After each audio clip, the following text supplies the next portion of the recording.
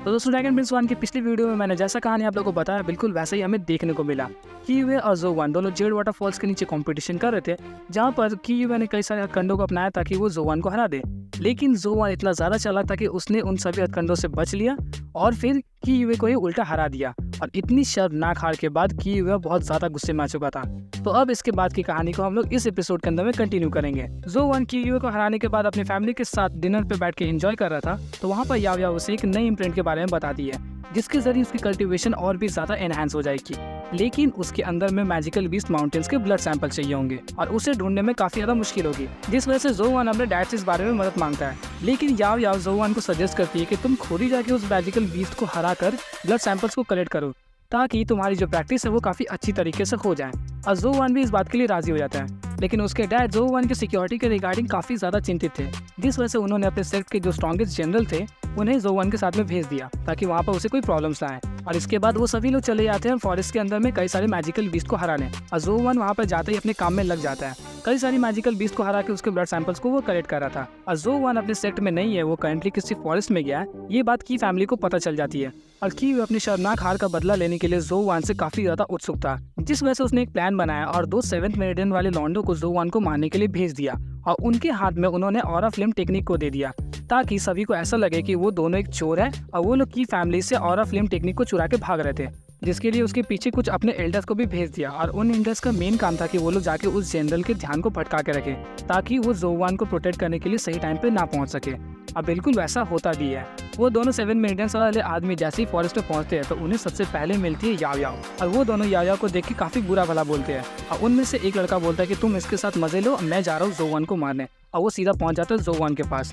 इसी दौरान वो जो मेन जनरल था वो एक जगह पे बैठ के आराम कर रहा था, तो वहीं पर उनके जो एल्डर्स थे वो लोग आ जाते हैं और उसके साथ काफी ज्यादा बातें करने लगते हैं। कहते हैं कि हमारे यहाँ का ऑरा फ्लेम टेक्निक चोरी हो गया है, कुछ थीव्स यहाँ पे भाग के आए हैं। लेकिन जनरल को उनकी बातों पर उतना ज्यादा यकीन नहीं हो रहा था। तभी हमें अगले सीन में दिखाया जाता है कि याव याव के ऊपर में उस लड़के ने हमला कर दिया। लेकिन तभी बीच में आ जाता है टुन टुन। और टुन टुन यहाँ पे उस लड़के के साथ क्या करता है वो नहीं पता।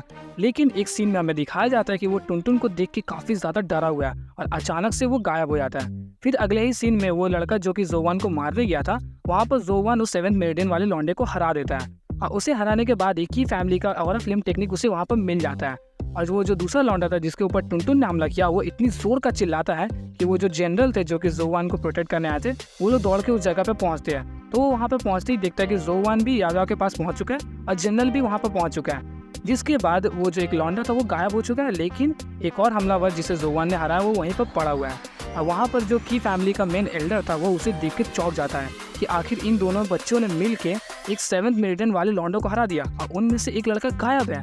तभी वो जो की फैमिली का एल्डर था वो उससे पूछता है कि वो दूसरा आदमी कहाँ गया, तो वो लोग बताते हैं कि वो ऑरा फ्लेम टेक्निक को लेके भाग गया।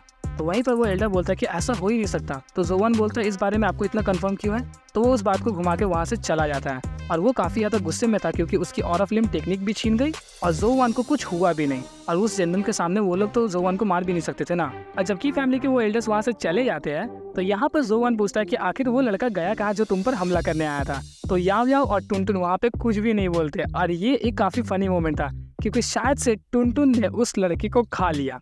मतलब कंफर्म नहीं हूँ क्योंकि मानव से भी उतना परफेक्टली दिखाया नहीं आता, लेकिन शायद से खा लिया।